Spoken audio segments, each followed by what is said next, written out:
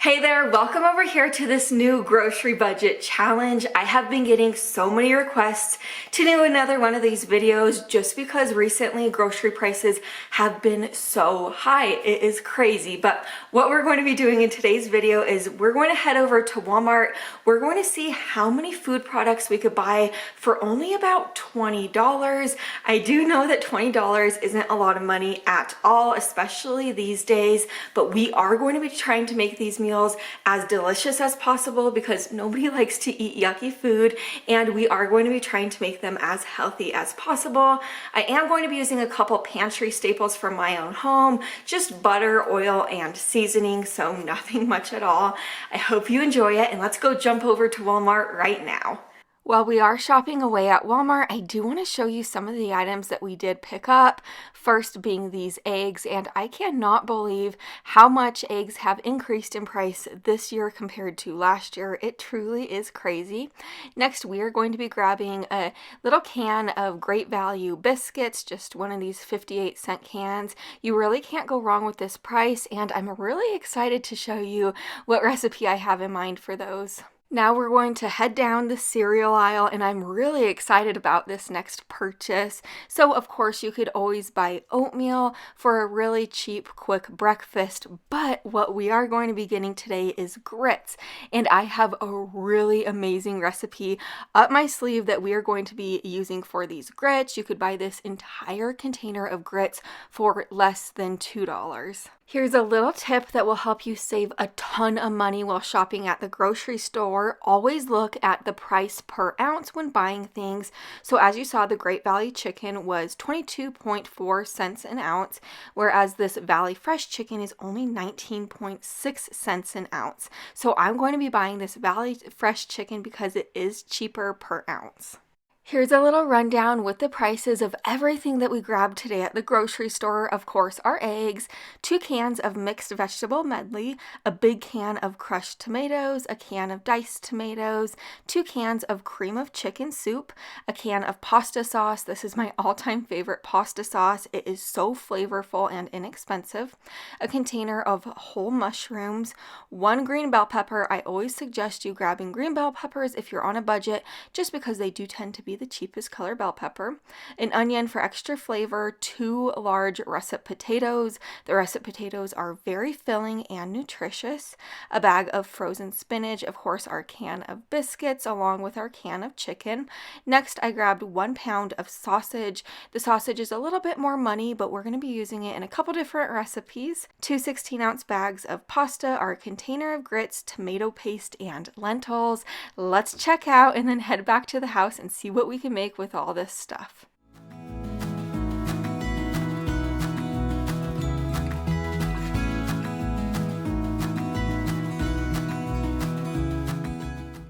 We're beginning today with, of course, breakfast. We're going to be making this amazing sausage and grits casserole.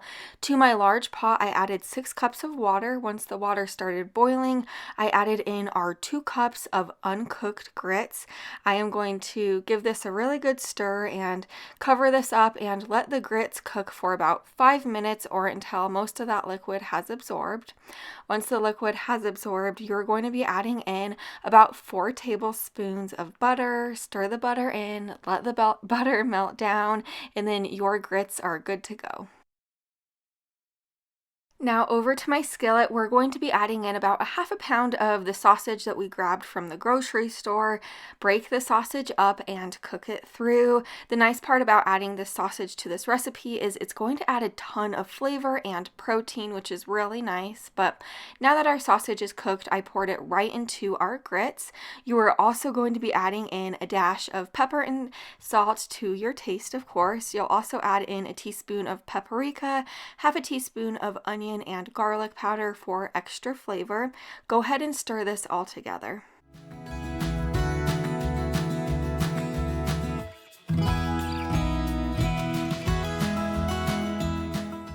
For our scrambled egg mixture, after I added our 12 eggs into this large bowl, I added a half a cup of water along with a dash of salt and pepper. If you're wondering why I added that water in as opposed to milk, water is great in scrambled eggs, especially if you're on a budget or just don't have milk on hand. After I whisked that all together, I added it into the same pan that we cooked our sausage in, and I'm going to scramble these eggs up and cook them through until they are nice and fluffy.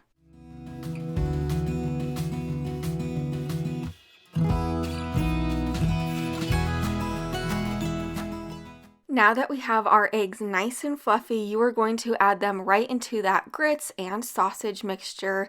Stir this all together, and you know what? Do not knock this recipe until you try it. I was skeptical at first, but it's amazing. After I gave this a really good stir, I brought it over to my greased 9x13 baking dish, and I added it right in there. This is optional, but I did have cheese left over on hand that I didn't want to go bad, so I sprinkled some cheese over the top. If you don't have cheese or you can't afford cheese, you certainly don't need to add it. This baked on 350 degrees for about 30 minutes.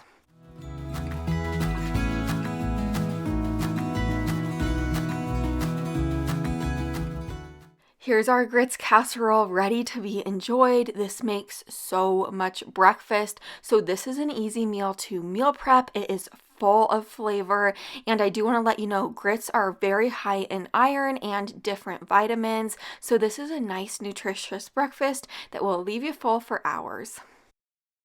Now we're making this veggie-packed sausage pasta, so to get this one started, in my pot of boiling water, I'm adding our 16 ounces of pasta. I let those boil up and cook according to the bag instructions. While our pasta is cooking away, I added our other half a pound of sausage into my Dutch oven, along with half of the green bell pepper that we grabbed from the grocery store. Cook the sausage through and break it up, and then drain any excess grease. Now that our sausage is cooked through, we're adding 2 cups of water in, along with our 28-ounce can of crushed tomatoes. After that, toss in about 4 tablespoons of tomato paste. And then for the seasonings, we want this to be very, very flavorful. So add in a half a teaspoon of pepper, along with a teaspoon of salt and Italian seasoning, and then a half a teaspoon of dried basil. Give this a really good stir and bring it up to a simmer, and let this simmer covered on your stove for about 15 minutes.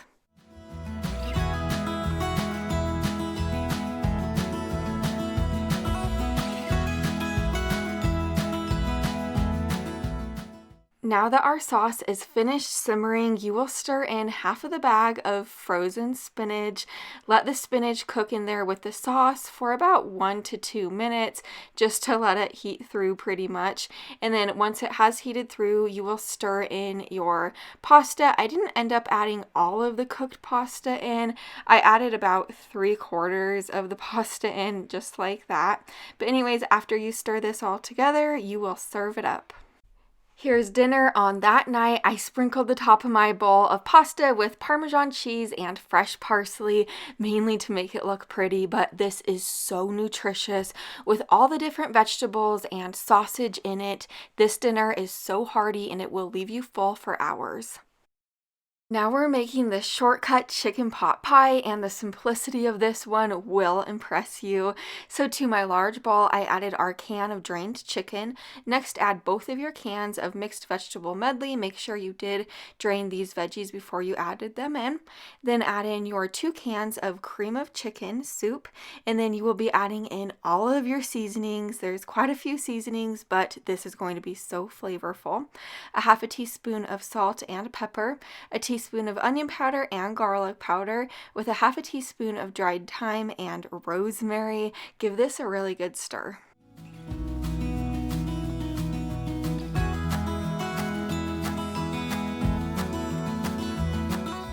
I have our can of biscuits right here, and we're going to cut each biscuit into 4 smaller pieces just like this.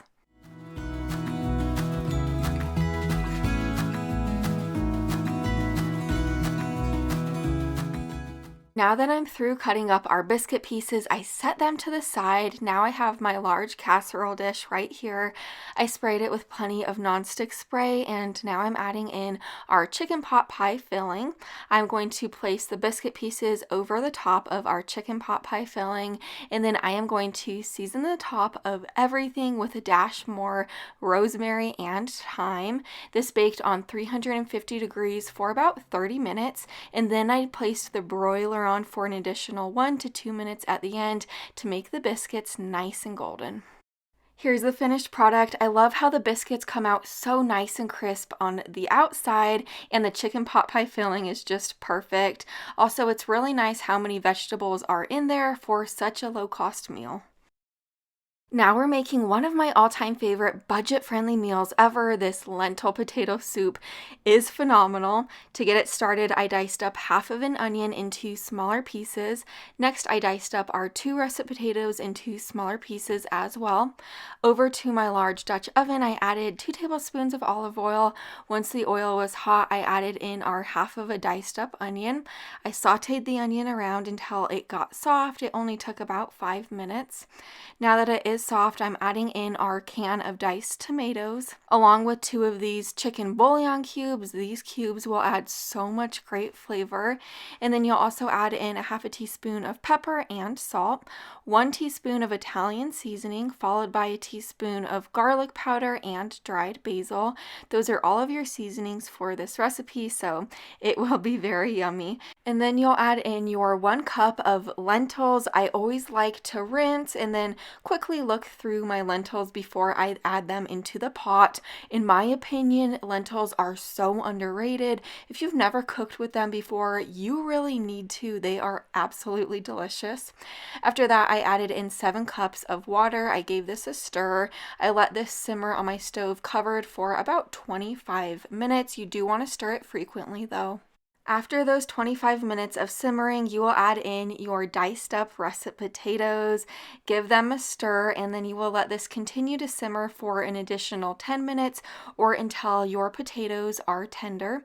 Now that our potatoes are tender, we're going to be adding the other half of the frozen spinach that we got from Walmart into the pot. Let the spinach warm through, and then your soup is ready to serve. This lentil potato soup does not taste like you're trying to be on a budget at all. Lentils are very high in protein and fiber, but they're low in fat. Also, lentils are just extremely inexpensive to purchase at your grocery store. This soup is amazing. Now we're going to be making this vegetable pasta, and my husband loves this one so much. To get it started, we are going to slice our mushrooms into smaller pieces. Next, we're going to dice the other half of our onion and the other half of our green bell pepper. Now that we're finished with that, we are going to bring our veggies over to my large pot. In my large pot, I have about 2 tablespoons of hot olive oil in there. I'm adding the vegetables in, and I'm going to cook these vegetables for about 7 to 8 minutes or until they get nice and soft.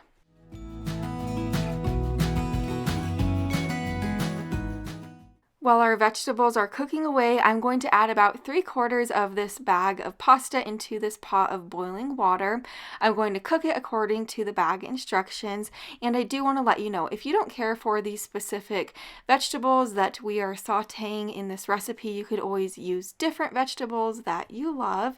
But now that our veggies are soft, I'm going to be adding our can of pasta sauce right in there, along with about a half a cup of water. I just filled our pasta can up and added it in. I'm going to let this simmer together for about 10 minutes, and then it is ready to serve. Here's my big bowl of pasta. This is very, very flavorful, and I love how we used mushrooms as a meat substitute for this dish. Mushrooms are very high in protein and low in fat, so this is a really great inexpensive dinner. I know those weren't the most fancy meals in the world, but they were absolutely delicious, especially for the small grocery budget. But I really do have plenty more videos like this on my channel, so make sure you're subscribed down below the video so you don't miss any more in the future. I'll see you in the next one. Bye for now.